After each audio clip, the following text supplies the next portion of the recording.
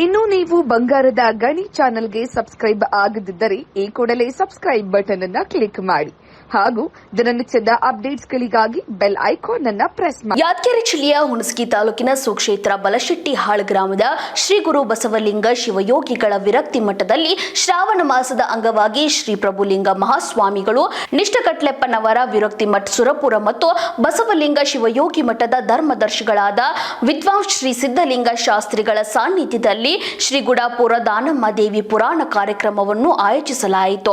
ಶ್ರಾವಣ ಮಾಸದ ಕೊನೆಯ ದಿನ ಮಂಗಳವಾರದಂದು ಗ್ರಾಮದ ಪ್ರಮುಖ ಬೀದಿಗಳಲ್ಲಿ ದಾನಮ್ಮ ದೇವಿ ಮತ್ತು ಬಸವೇಶ್ವರ ಭಾವಚಿತ್ರ ಮೆರವಣಿಗೆ ಮಾಡಲಾಯಿತು.